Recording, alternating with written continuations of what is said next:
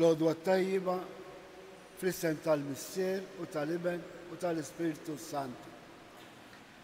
Il-grazzja ta' Sidna Ġesu Kristu li mħabba tal-Alla l-Missier u l-għaqda fl-Ispiritu Santu tkun magħkom il-koll.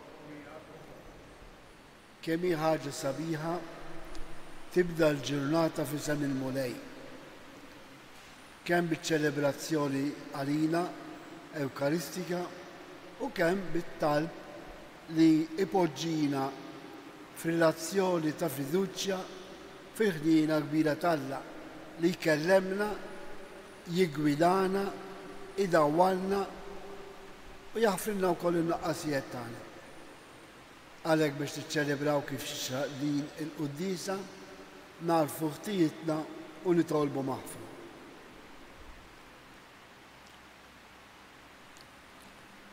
Mulej, int id-dawl u l-verità tagħna, mulej ħnina. Kristu, int il-kelma tal-ħajja, Kristu ħnina. Mulej, int l-imħabba u l-maħfra tagħna, mulej ħnina. Eħenna lina Alla li jista' kollox jaffrinna d-dubitna u jwassalna għal-ħajja ta' dejjem. Il-udissa di nofru huwa b'suffraġġju ta' Marija u Feliċ b'sajla nitolbu. U Alla, int tajtna l-grazzja tal-adozzjoni u għamiltna uliet id-dawl. Għamel li qatt iżjed ma jaħkmuna id-dlamijiet tal-ħallen imma nibqgħu dejjem imdawla bid-dija tal-verità tiegħek. Bibnek Ġesu Kristu Sidna li hu Alla u bijek jgħix u jsaltan fl-imkien mal-Ispiritu Santu għal dejjem ta' dejjem.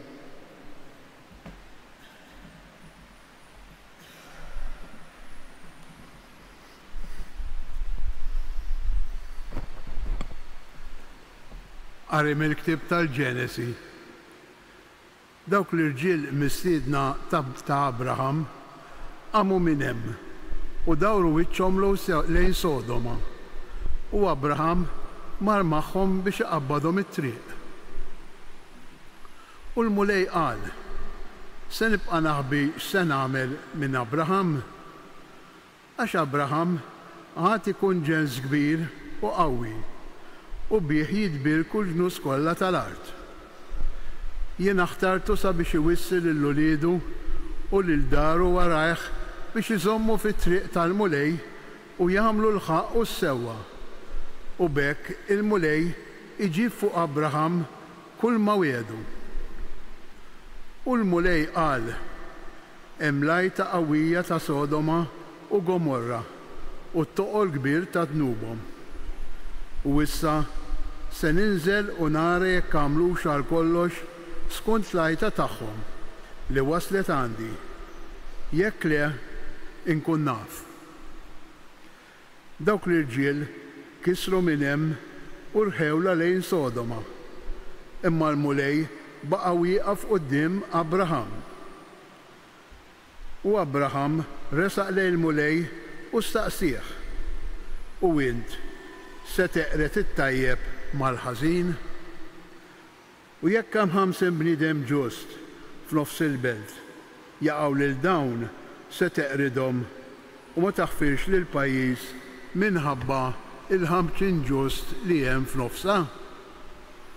Ma jkun qatt li inti tagħmel ħaġa bħal din li toqtol il-bniedem ġust mal-ħażin u l-ġust u l-ħażin tmisshom l-istess xorti.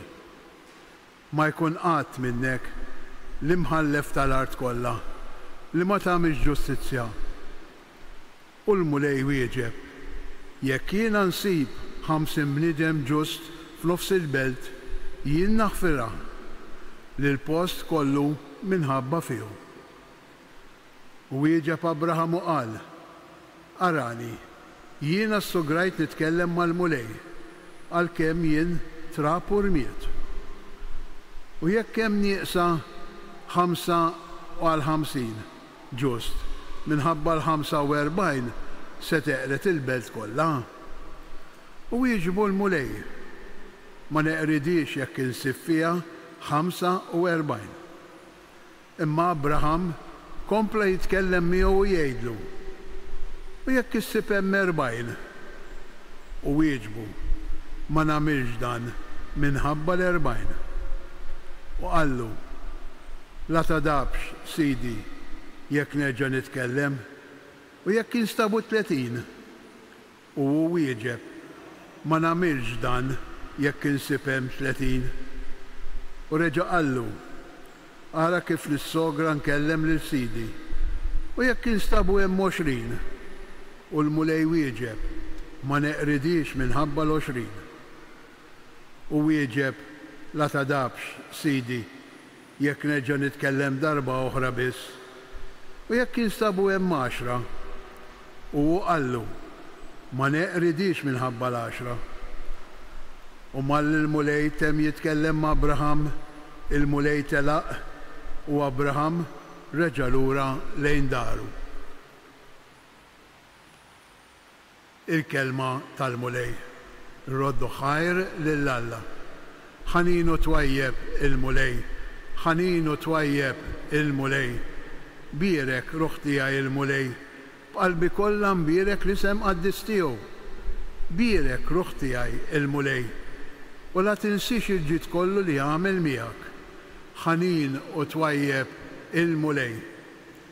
U li jaħfer dubitek kollha, ifejja il-mart tiegħek kollu. Jifdil il-ħajtek mill-qabar, iħadnek bit-tieba u l-ħniena. Ħanin u twajjeb il-mulej. Ħanin u twajjeb il-mulej, idum ma jadab u kollu modrija, ma joqgħodx jitlewwel magħna anqas jinkolla għal dejjem. Ħanin u twajjeb il-mulej. Ma mexix magħna skont ma ħaq oħtijietna, ma ħallasniex skont ma ħaqqas żonitna. Daqskemm huma smewmiet il-fuq mill-art, hekk kbira tjubitu ma' min jibża minnu. Ħanin u twajjeb il-mulej. Inqumu għall-Evanġelju.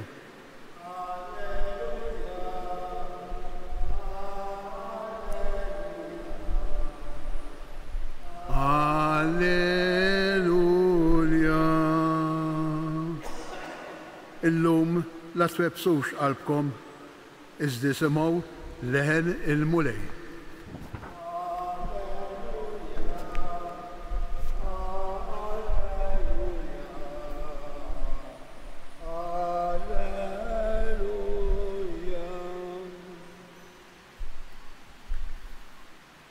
Il-mulej magħkom.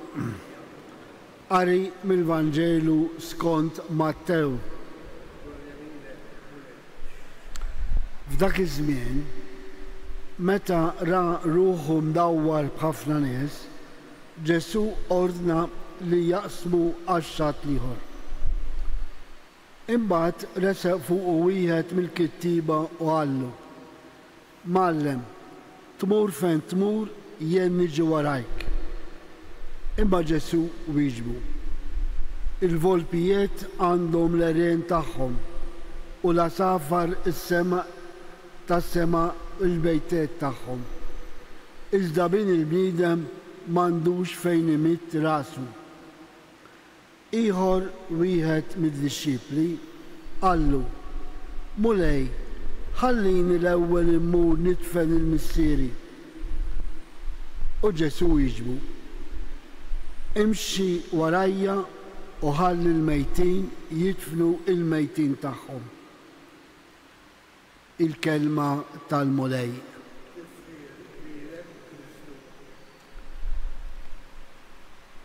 Min jemmen f'Ġesu jimxi fid-dawl. Għax kif tlabna fit-talba tal-bidu, aħna rċivejna d-don tal-adozzjoni ġifieri, aħna uliet id-dawl. U għaliex qiegħed ngħid uliet id-dawl?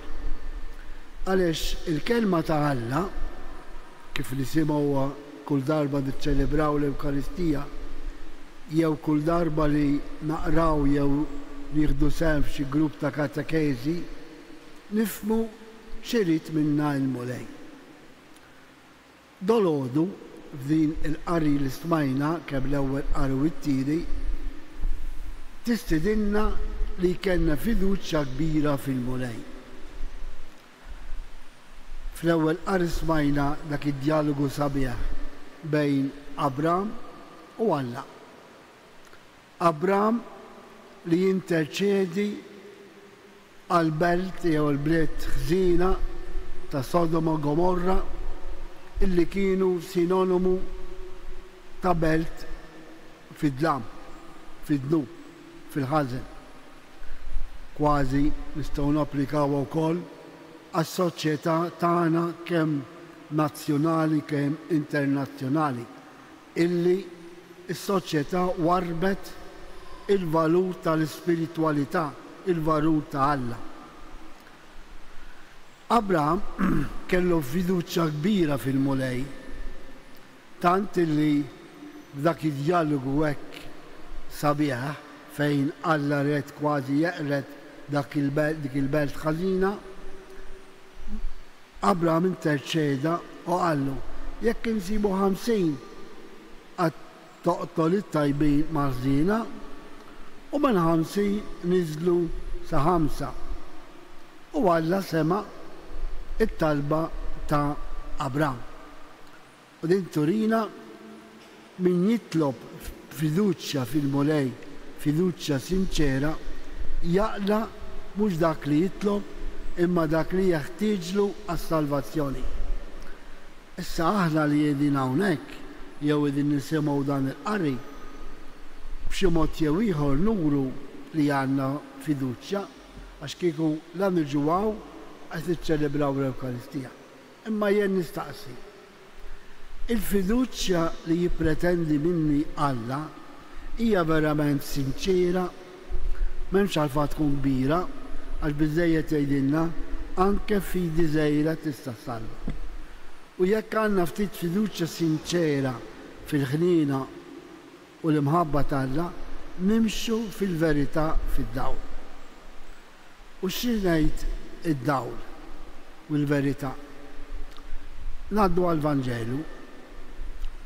Ġesu ndawwar minn ħafna nies ifittxuh għax kienu fid-dlam u jridu u raw xi ftit dawl fil-preżenza fil-predikazzjoni ta' Kristu.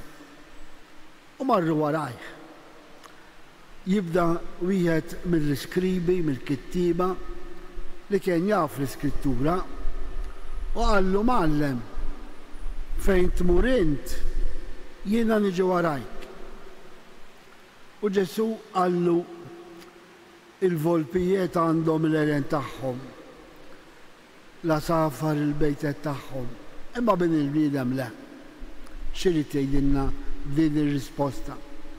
Illi biex nimxu wara Ġesu, biex ngħixu il-fidi tagħna, ma nistgħux inkunu ikkondizzjonati mill-ġid materjali, jiġifieri rridu npoġġu il-Kristu, il-kelma tiegħu, is-sejħa tiegħu, l-imħabba tiegħu bħala priorità. Għaliex ma nistgħux ngħidu li nħobbu lil Ġesu u mbagħad qalbna marbuta ma' ġid materjali. Allura hawnhekk tidħol il-verità, tidħol id-dawl. Alla, il-kelma ta' Alla, Kristu, it-talim tal-Knisja, huwa priorità fil-ħajja tiegħi, fil-ħsibijiet tiegħi, fl-għażliet tiegħi, fl-azzjonijiet tiegħi. Għaliex ma nistgħux ngħidu mulej għenni, mulej jien inħobbok, imma mbagħad qalbi u moħħi huma x'imkien ieħor. U hawnhekk Ġesu iridna li nkunu fidili sinċeri tiegħu.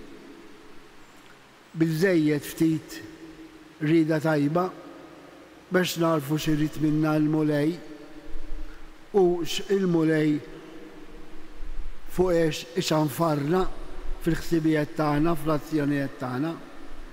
Għalhekk il-liturġija għandha dejjem tenna biex naraw aħnex fil-verità, aħnex fl-imħabba vera tal-mulej.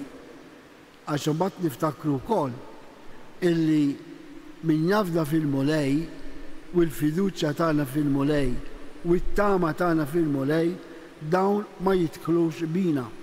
Dawn huma veritajiet tal-imħabba ta' Alla. Għalhekk il-Knisja dejjem tħeġġiġna biex il-bixxa tagħna bħala nsara tkun sinċera, biex l-għażliet tagħna ikunu imdawli mit-tagħlim ta' Kristu.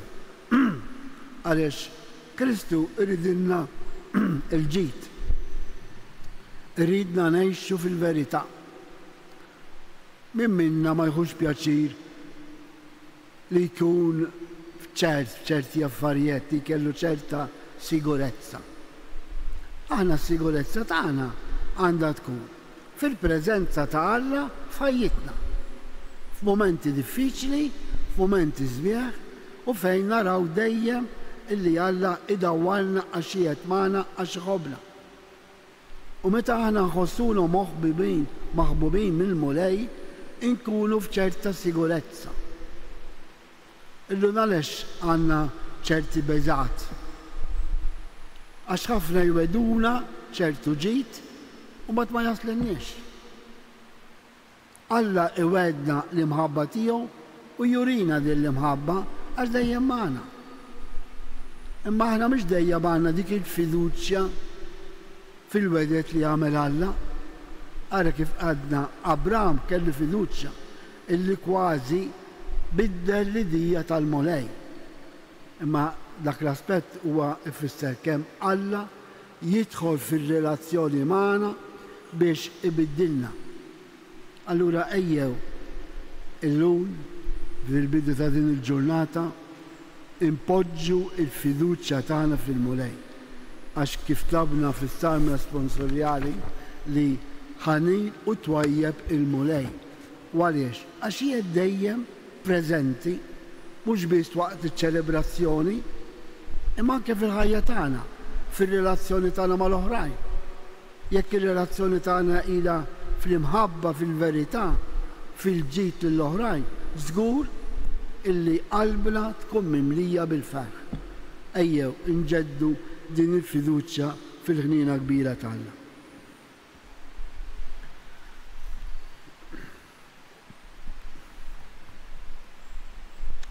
Ħuti, il-mixja tagħna wara Kristu titlob minna bidla kontinwa f'mentalità u nġiba. Nitolbu għalhekk u ngħidulu dawwalna mulej bl-imħabba tiegħek, dawwalna mulej bl-imħabba tiegħek. Sabiex il-Knisja ma tieqaf qatt ix-xanda l-Vanġelu anke meta n-nies ma jifhmux u juru indifferenza. Nitolbu dawwalna mulej bil-imħabba tiegħek. Sabiex min qiegħed jgħix fil-ġid jisma' l-krib ta' min u bladar u ta' dawk li anqas biss għandhom xilbsu u xiklu. Nitolbu sabiex l-uġieħ ta' min qiegħed ibati, speċjalment il-morda u forsi dawk li qataw qalbhom u forsi jistgħu jinsew l-imħabba u l-preżenza tagħna, ikunu parteċipazzjoni konsapevoli fis-salib tal-mulej li jsalva id-dinja. Nitolbu mulej bl-imħabba tiegħek. Sabiex fil-mixja tagħna wara Kristu nitħeġġu dejjem aktar biex insiru nafu u nħobbuh. Nitolbu ir-resqu t-talb tagħna personali, kemm tagħna hawnhekk preżenti, kemm dawk il-pellegrini li jitolbuna li tolbu għalihom is-santwarju ta' Pinu u dak kollha li jixtiequ jgħixu fid-dawl tal-verità tal-Vanġelu. Nitolbu dawwalna mulej, permettuli talba bit-Taljan. Fratelli e sorelle, la parola di Dio di oggi ci indica una nuova vita di seguire il Signore come luce e verità. Preghiamo il Signore perché ci dia il coraggio e il fiducia di mettere tutto nelle sue mani e lasciamo fare ciò che è bene per noi. Preghiamo, nitolbu, dawwalna mulej fl-aħħar fiskiet irresqu wkoll it-talb personali tagħna. Ilqa' mulej dawn it-talbiet tagħna u dawwalna fit-triq tas-sewwa li twassalna għandek. Bibnek Ġesu Kristu Sidna li miegħek jgħix u jisaltan għal dejjem ta' dejjem.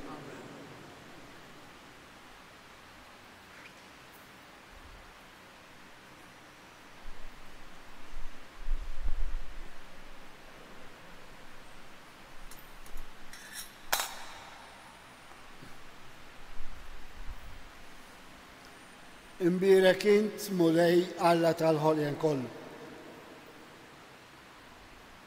Għal-flimħabba tiegħek tajtna dan il-ħobs li qegħdin nofrulek frott tal-art u xogħol il-bniedem li minnu jsir għalina il-ħobs tal-ħajja. Bil-misteru ta' dal-ilma u l-immi jieħdu sehem fin-natura divina ta' Kristu kif hu jissieħeb magħna fin-natura tagħna il-tledmin.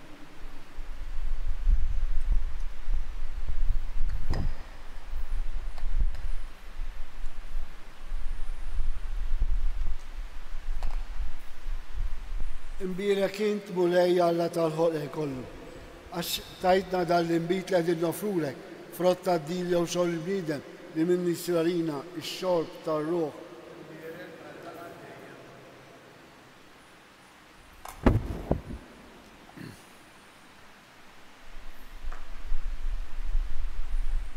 Itolbu ħuti biex is-sakrifiċċju tiegħi u tagħkom ikun jogħġob lil Alla l-Mister li jista' kollox.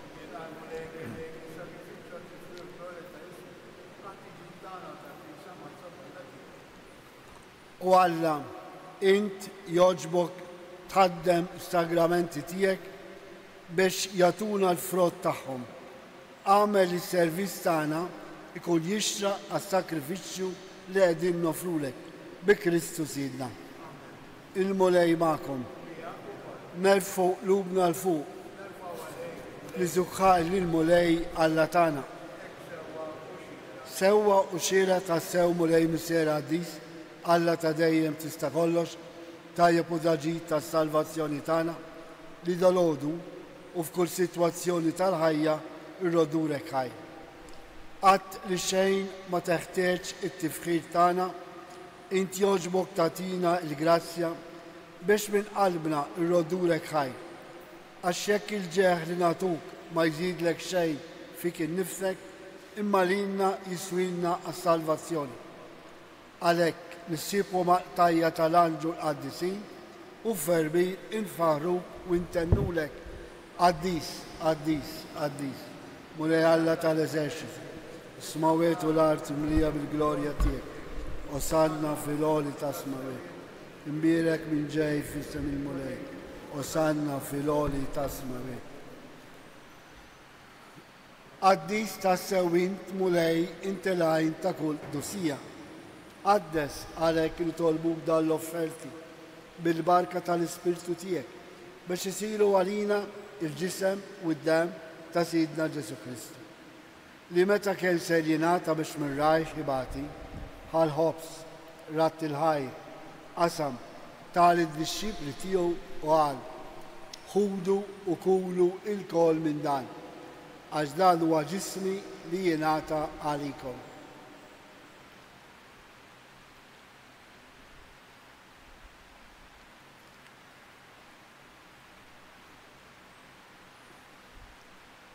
Ekku kol wara rikla ħal-kalċi reġerat il-ħaj tal-disċipli tiegħu u qal ħudu u xorbu minnu l-kol għax dan huwa l-kalċi ta' demmi tal-patti ġdid. Id-dem li xxerret għalikom u għal-bnedmin kollha għal-maħfra tad-nubiet. Għamlu dan tifkira tiegħi.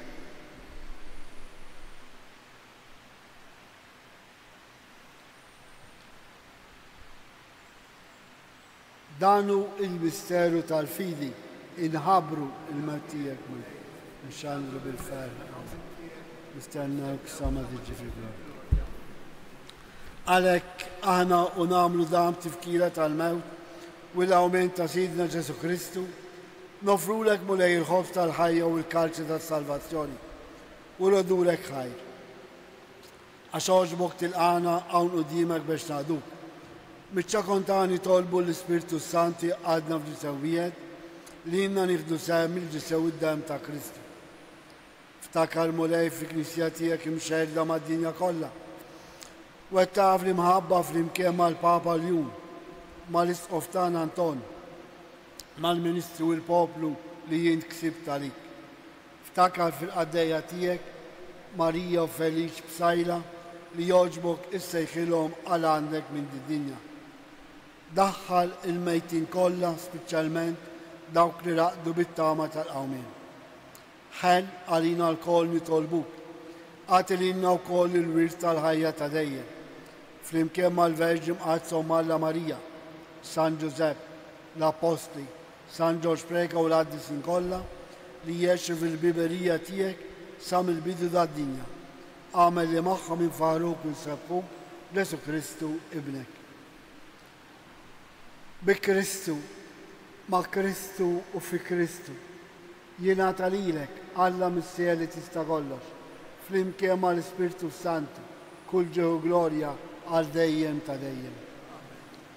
Fiduċja kbira u sinċera nitolbu kif jallimna Ġesu. Missirna li jinti f'ismawiet jitqaddes ismek, tiġi saltnatek, ikolli tritin kif is-sema jidha fl-ard. Ħobżna ta' kuljum għatina l-lum, aħfrinna d-dubitna, bħalma nafru l-binu ħati għalina, la d-daħħannex fil-ġġib iż-daħlizna mid-deni. Aħlisna nitolbuk mulej minn kull deni, għatina fit-tieba tiegħek il-paċi fi żmienna, biex inkunu ħilsa dejjem middu u mħarsa minn kull inkwiet. Aħna u nistennew u nittamaw idejna u l-miġġa tas-Salvatur tagħna Ġesu Kristu. Mulej Ġesu Kristu, li għetti l-apostli tijek, inħalilkom islem, natikom islem tijek. La tħares lejn id-dubet tana, iżda ħares lejn il-fidi tal-Knisja tijek. Għati jaslemu laqda li jintrit fija, int li teħx u saltan għal dejjem ta' dejjem. Il-paċi ta' Ġesu kun dejjem makom. Għatu sinjal ta' paċi li xuxi. Il-ġisem u d-dem ta' Kristu f'dan il-kalċi li ser nitqarblu bihom ikun jiswewna għal ħajja ta' dejjem. Ħarruf talla.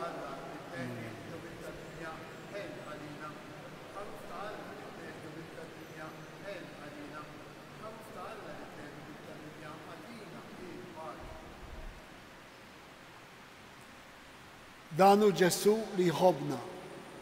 Danu l-ħaruf talla li jneħki d-nubet ta' dinja. Ħajni naħna l-mistidna għall-ikla tal-ħaruf.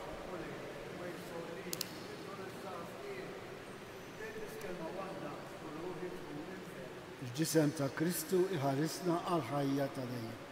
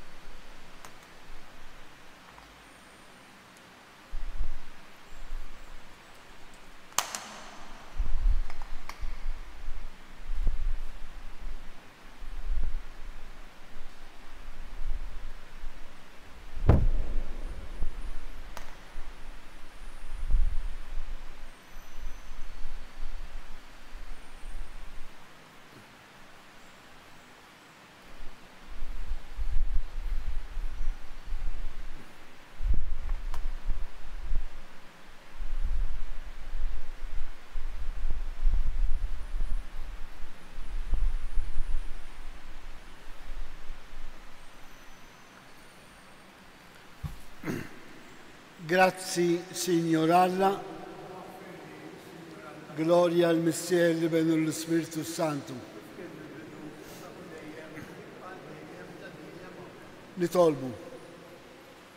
Nitolbuk mulej li nieħdu l-ruħ bil-vittma għaddisa li offrejnilek u li bija tqarbilna, ħalli li naqdu miegħek għal dejjem fl-imħabba u nagħmlu frott li qatt ma jintemm bi Kristu Sidna. Qabel nirċievu l-barka tal-aħħar, ngħidu talba l-Madonna ta' Pinu biex id-dawl ta' Kristu ikun dejjem f'qalbna, f'moħħna u fl-azzjonijiet tagħna biex inkunu disċepli sinċeri tal-Mulej. Nitolbu wkoll għal dak kollha li jitolbuna nitolbu għalihom minn dan is-santwarju. Għalhekk fidi u bimħabba ngħidu flimkien. Sliem għalik Marija, bil-grazzja mimlija, il-Mulej miegħek, imbirki inti fost in-nisa, u mbirek il-frott tal-ġuftijek Ġesu. Qaddisa Marija Malla, globalina metin bin, issa u fissija tal-mewt tagħna. Amen. Il-Mulej magħkom. Iberikkom Alla li jista' kollox, il-Missier, l-Iben u l-Ispiritu Santu. Morru għejxu il-paċi ta' Kristu. Il-ġurnata tajba lil kulħadd.